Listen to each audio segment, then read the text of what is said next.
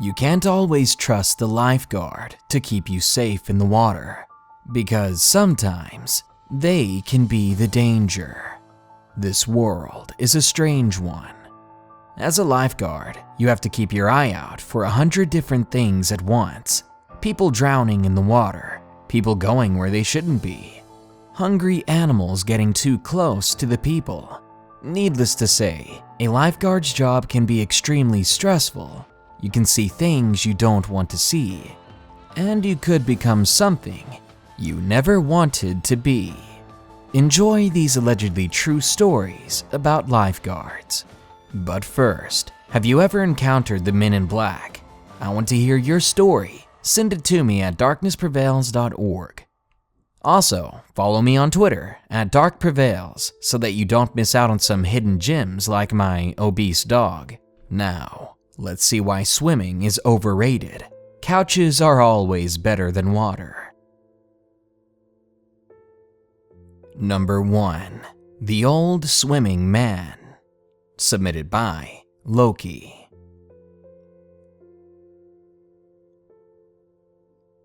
I work as a lifeguard at the only pool in my small farming village. It's a pretty great job, and by far the best a teenager like me can get in my secluded town. Despite the size and impoverished state of my town, the pool I work at is very large and well kept, much like the public high school it is attached to. There are 2 pools that we guard, a large lap pool and a slightly smaller kids pool which gradually slopes to its deep end. Lastly, the pool area has a hot tub, which is situated in the corner of the pool area where it is hard for the lifeguards to watch. Therefore, it's the only unguarded area. I always found the fact that we did not guard the hot tub a little unsettling. What if an elderly person had a heart attack? What if the water got too hot and became too much for someone? I believe my fears about the hot tub were founded, but not for the reasons I thought. Most of the time, the only problems lifeguards encountered were minor injuries or kids venturing a bit too far into the water.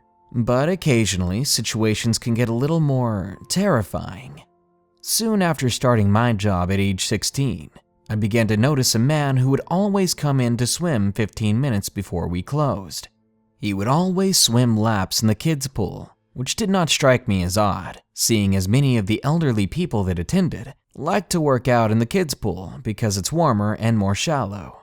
Even so, something about him always struck me as odd, but I didn't know what. Maybe it was the way he always greeted people in a way that I found to be a bit too kind, maybe a bit too fake. He also always took too much of an interest in the children who splashed and played around him. After a while, we all got used to his creepy nature, only occasionally having to turn the lights out on him because none of the guards ever wanted to talk to him. Pretty much everyone wanted to stay away from him, and I don't blame them. Now comes the part of the story that I'm less eager to share. Keep in mind that I'm 17, but I look very much 13.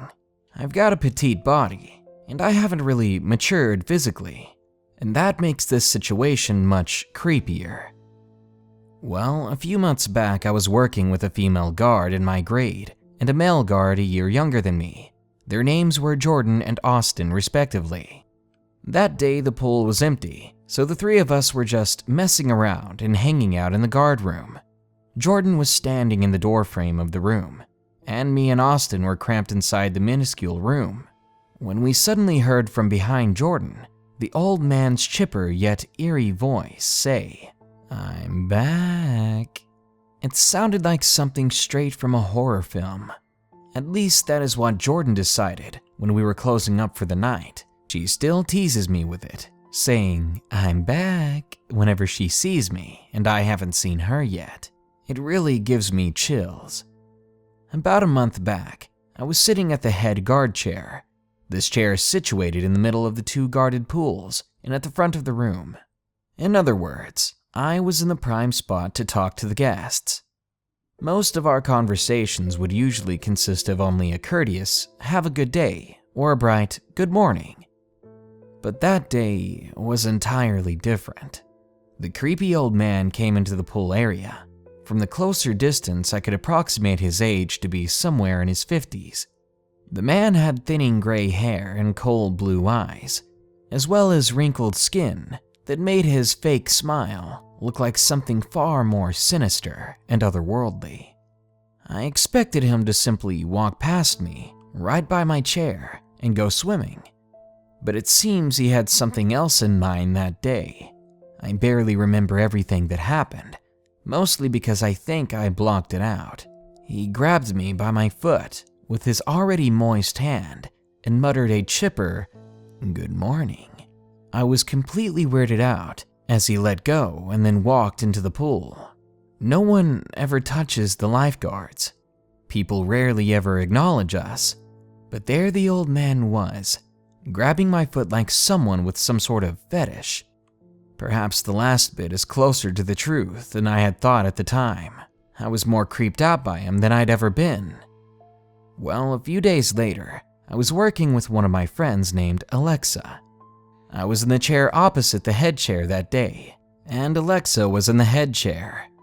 I watched the creepy old man walk into the pool area, hair wisps and all. I watched him greet Alexa, then go into the pool to swim, staring at every other person far too long. A few moments later, Alexa jumped off her chair and rushed to my side. In an exasperated breath, she explains that the old man had said her flip-flops, which she was wearing at the time, were attractive. It made me shudder. At this point, I hadn't told anyone else about how he groped my foot, so I finally relayed the information to Alexa. She looked freaked out and disgusted, emotions I could second. About a week ago, I was working with Alexa again, when of course the man came back to the pool. The two of us exchanged the look that all guards do when they see something bad coming. Luckily, he decided not to be creepy that day. Instead, he decided to tell another woman who was swimming in the pool that for some reason or another, he was now boycotting McDonald's. Apparently, they supported the LGBT community, and he didn't like that one bit. He kept going on about how evil gays were. But the woman stopped him by stating that her mother was lesbian. But the man quickly replied, even more angry now, that she should pray for her mother, or they would both be going to hell. And as he said this, he grabbed the woman by the hand. Infuriated, the woman relayed this information to the guards, and Alexa reported it to the supervisor, who wrote the old creepy man up for what I assume can be assault or hate speech. I do believe that everyone has a right to their opinion. A public pool, though, is not the place to be telling random people that they're going to be burning in fire for the rest of eternity. Just the other day, I was very excited to go to work because I would be working with my two closest lifeguard friends, Luke, a shy but very intelligent friend of mine, and my ex-girlfriend Caroline, who I maintain a close friendship with. That day, I was the guard with the most seniority, and I sat in the head chair. Luke sat across from me and Caroline sat in the chair next to the hot tub. We had an easy shift that day, which is always nice. But it didn't last long. At one point, Caroline's little brother decided to go swimming, meaning we actually had to worry about jumping in after someone. And of course, around the same time, an unwanted visitor stopped by, the creepy old man. When he first walked in, I was standing in front of my chair, doing the regular chemical testing of the pool. Caroline was sitting in the chair for me for the time being.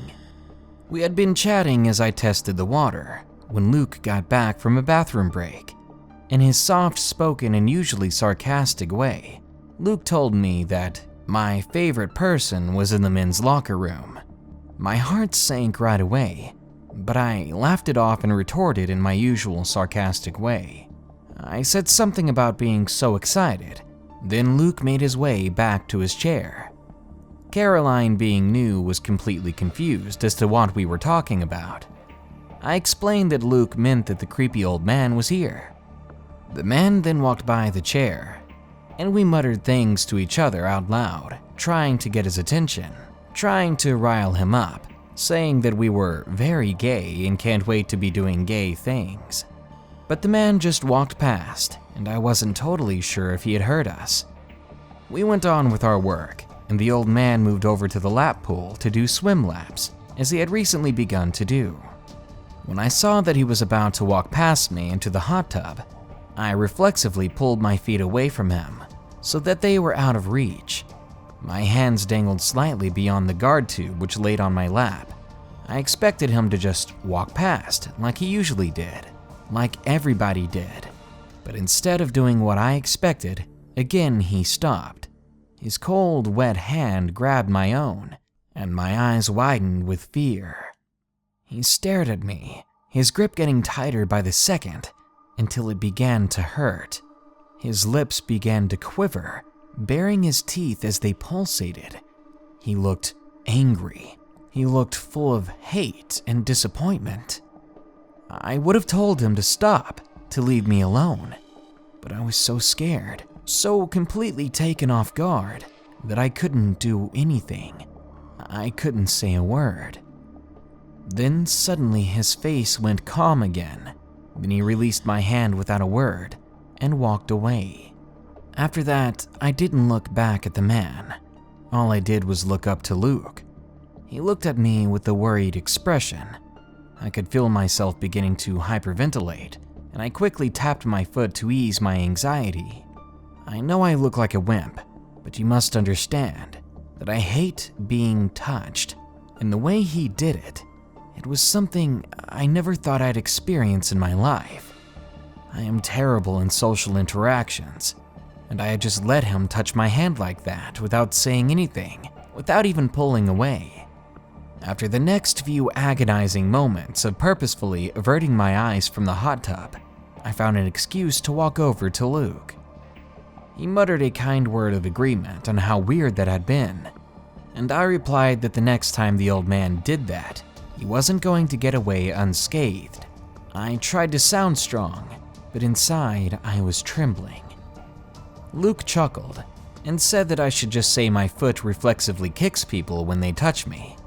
I agreed, but decided it was only when creepy old perverts would touch me.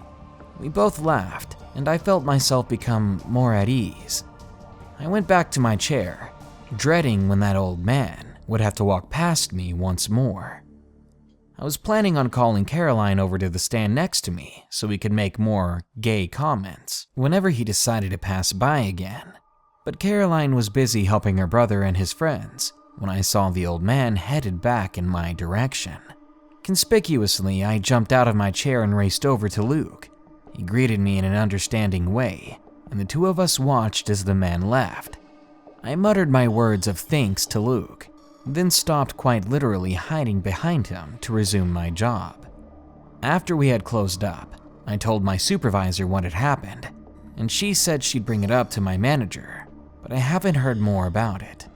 Honestly, I tell myself that if he tries that again, that I'd kick him in the face, but I don't know if I have the courage to fight back. I can't help but think about the smaller female guards I work with. I worry that he'll try something on them, or even on the young kids, because like I said, I look 13, and he had no problem harassing me. The creepiest part about that day was when I saw him in the parking lot, staring straight ahead. At first, I thought he was waiting for me, and I freaked out, but as I pulled away in my car and my coworkers left for the day, leaving the entire place empty, he just stayed there, never moving his head, just staring into the nothingness. I just hope there comes a day when I never have to see him at those pools again. Number 2, The Hellhound, submitted by Mandy.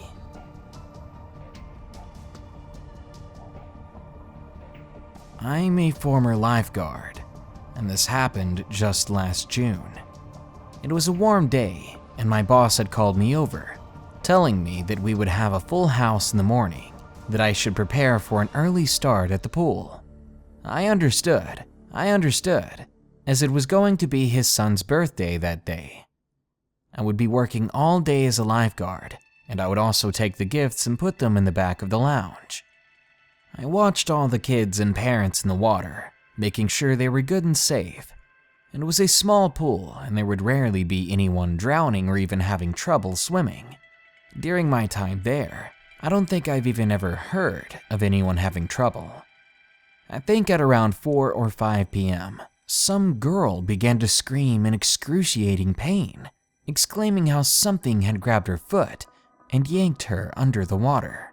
She was gasping for air, but luckily her mom pulled her out just in time before she went all the way under.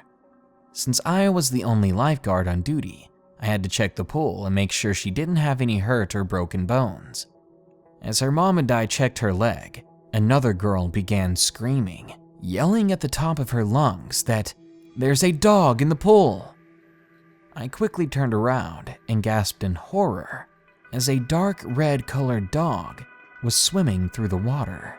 And it was the most insane thing I've ever seen. I didn't believe it when I first saw it. It didn't look like a dog at all. It had no hair or fur. Its skin looked mangy, and its eyes were completely bloodshot. If it really was a dog, and not some disease-ridden animal, it could have been a mix between a pit bull and a Rottweiler. It jumped out of the water, cuts and bruises all over its body, and began to run after the children nearby. I ran to my chair and began to ring a bell. It was our modest alarm system, which meant to everyone that they needed to get out of the water and leave. Then as fast as I could, I called animal control, and I prayed that they'd get here before someone got really hurt, or worse. I watched as the manged-out dog grabbed a girl by her bikini and pulled her into the water. Why on earth it wanted them in the water, I don't know. But I didn't want to sit there and just watch people who were in danger. I jumped out of my lifeguard's chair, I jumped into the water, and I swam as fast as I could over to the girl. She was screaming and crying. I could barely grab hold of her as she was kicking and flailing about, but as I pulled on her, the dog would yank her back. So I was fighting two things at once. As hard as I could, I punched the dog in the nose, and it actually let go. And with all the power I could muster, I pulled the girl out of the water and told her to get away. She didn't seem to be hurt, just freaked out with some torn up clothes. She ran to a woman I assumed was her mother. Then they escaped into the lounge. I pulled myself out of the water, feeling a dangerous presence just behind me. I was basically the only one left in the pool area with that dog. As soon as I was back on land, I ran straight for the door to the lounge. But I could hear wet paws slapping against the ground behind me, and they were catching up fast. I don't know how, but I managed to make it to the door before the dog reached me. And as soon as I got there, someone opened the door for me. I ran in and we slammed it shut, just as we heard the thing slam into the door. I ran to the front desk, informing them what was happening, to not let anyone in the pool. We locked all the gates and doors, and we waited for animal control to show up. It took them 2 hours, literally 2 hours to get to the building. If we had been locked out of the lounge room, that dog could have killed people by then. Anyway, we showed them where the gate was where they could enter the pool area. Then they began to search the premises, but they came up empty-handed, only managing to find a part of the fence that had been chewed through. This rabid dog had escaped. Ever since the event, I've been scared that it could happen again. I mean, nobody even saw how the dog got in there, but to be trapped in a fenced-in area with a rabid creature that wanted to tear you apart, it was horrifying for all of us. It changed the way I viewed my job. It changed the way I saw any animal, especially dogs. I still wonder, if the situation was worse, how many people could be dead right now. Number 3. The Red Follower, submitted by Mira B. Last summer, I went swimming at my local public pool. It was around 2:30 in the afternoon. Something I noticed right away was that it was fairly empty, which was odd considering how hot the day was and that specific pool was always packed with people. There was only one lifeguard on duty that day, and he seemed completely emotionless, almost like he was dead inside. If you know me personally, you would know I'm a very talkative and hyper person. So me being the dumb person I was, I tried to start a conversation with them. He seemed to be a 20-year-old young man. While I tried talking to him, he just looked back to me and screamed in my face, "Leave me alone and let me do my job." I could feel his saliva land on my face the way he had shouted it at me at such close range. It seemed to come out of left field. I wasn't expecting him to be so rude. I mean, there were only 2 other people at the pool besides me. If I had been bothering him on any other day, I would totally understand why he was mad. But to be this mad about someone coming up to him to say hi, it was dumbfounding. So I said, "Whatever, man." Then I cursed at him in my anger. He got so frustrated that he kicked me out. I was mad, but at that point I just let it go and left. About a half an hour later, I met my mom at the local Taco Bell to get some lunch. Literally 2 minutes after we walked in, I saw that same lifeguard come in the doors. It was weird and creepy, but maybe he was having his own lunch break, I thought, and I tried not to think any more of it. The thing was, the guy kept staring at me from across the room.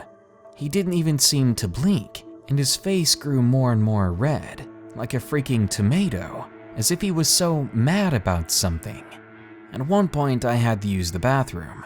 I tried to hold it in as long as I could, but my mom was taking her sweet time finishing her meal, so I was forced to go use the Taco Bell bathroom. Not 2 seconds after I had started my business, the lifeguard walked in, and he stood there, completely still, staring at me.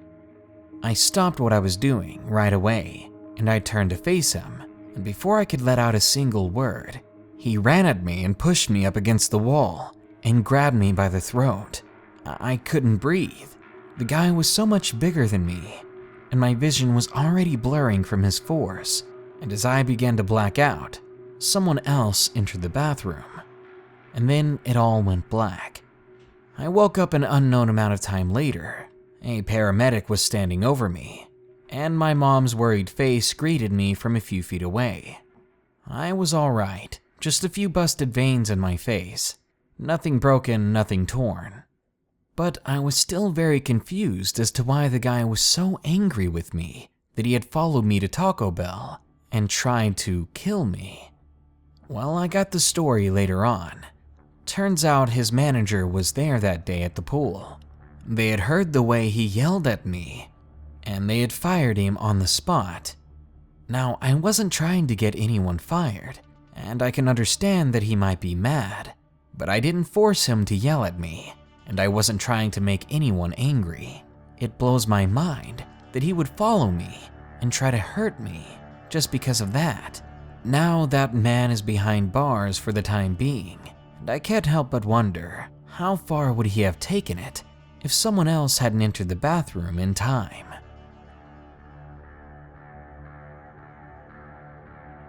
Number 4. A ghost almost drowned me. Submitted by Ajay W.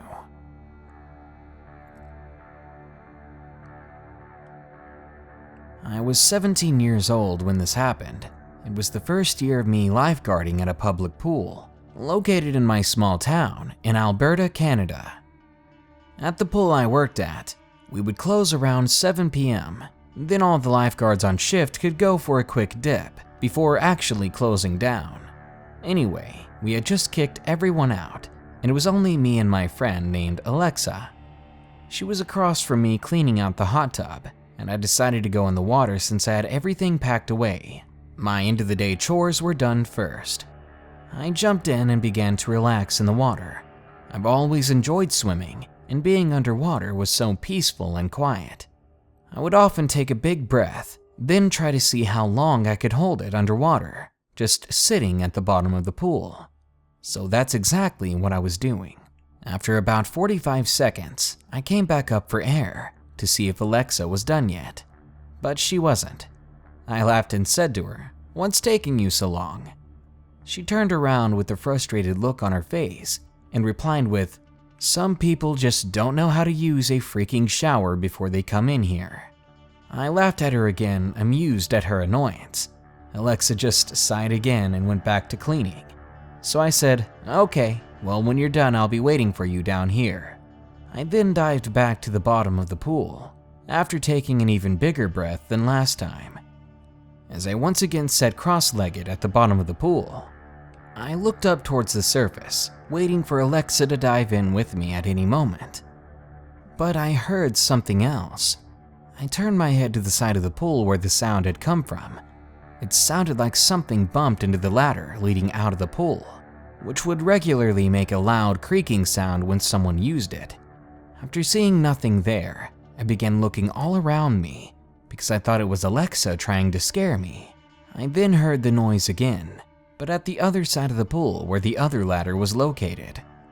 This all happened within 25 seconds, and even though I knew I could hold my breath for longer, I decided to go up to the surface to see what was causing those weird noises.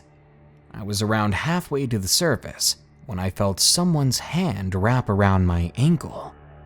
Thinking it was Alexa, I playfully kicked at it, and the hand let go. Once I was above the water, I laughed, waiting for Alexa to get to the surface as well. But then I heard her frustrated sigh again, and I turned around to see her still cleaning the hot tub. I was scared. If she was still cleaning, then who had just grabbed my ankle? Then, all of a sudden, the hand returned, latching onto my ankle once more. I instantly yelled out for Alexa, but all that escaped my mouth before I went back under was a quick, "Alex!" Before I knew it, I was being dragged back down to the bottom of the pool, and I was already out of air. I was flailing my body desperately, kicking at my ankle to get whatever it was to let go of me. I didn't have a chance to get a breath before going under, and I knew that I'd have only 30 seconds tops before my lungs began to burn. I kept looking up towards the surface, not wanting to see what had a hold of me, and as I was looking up, I saw the outline of Alexa herself, diving into the pool and swimming towards me. I let out a silent scream for her that made water rush into my lungs. It was stupid, but you have to know how scared I was. Soon my chest was on fire, but luckily I felt Alexa's arms wrap around me, and she pulled me back to the surface. When I got to the side of the pool, I coughed up way too much water, and she was patting me on my back, asking me what the heck had just happened. As soon as I was done with my coughing fit, I told her everything. The noises, the hand, all of it. She looked at the pool, then back to me, and said, "So basically what you're saying is, a ghost tried to drown you." And even though it sounded crazy, I nodded. She then laughed and helped me get back on my feet, and that was it. We haven't talked about it since then, and nothing similar has happened there again. Of course, though, I now tend to skip the closing hour swims. I still wonder though, was it really a ghost that tried to drown me? Was I hallucinating from being down there too long? I'll probably never really know. But what I do know is that's the closest I've ever been to having it all end, and if it wasn't for Alexa, I would have been at the bottom of the pool for a lot longer than 45 seconds. And number 5, the scary truth about lifeguarding, submitted by TheHangerGames.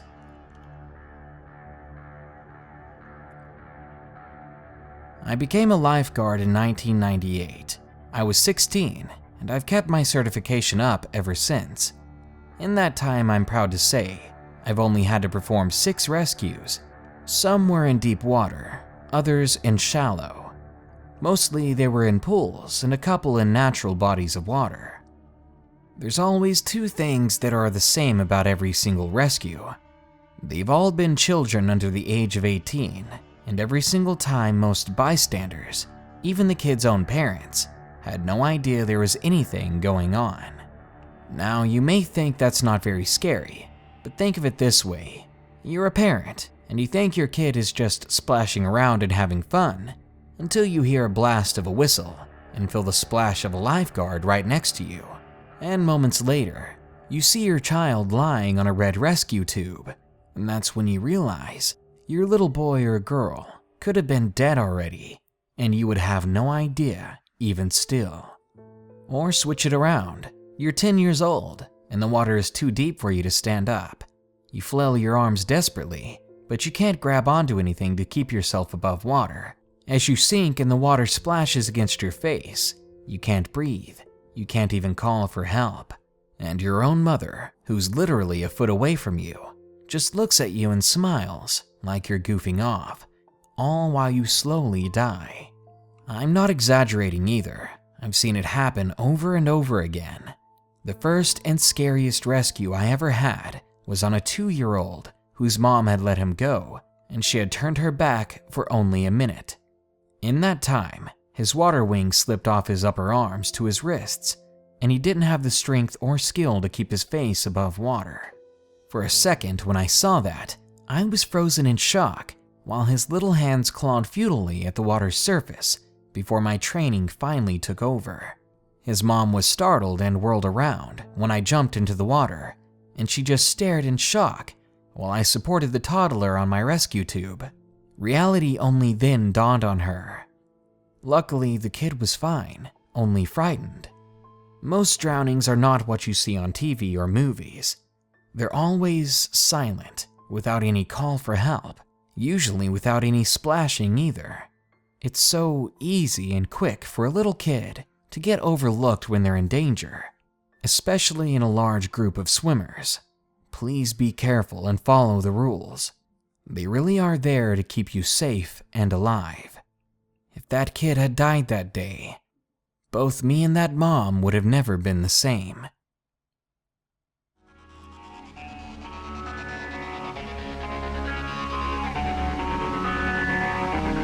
As with all jobs that require protecting, lifeguarding can be scary and deadly. Sometimes the people you protect want to hurt you. Sometimes the place you do your protecting is haunted with a dark past. Sometimes sitting in that lifeguard's chair can be more dangerous than being in the water.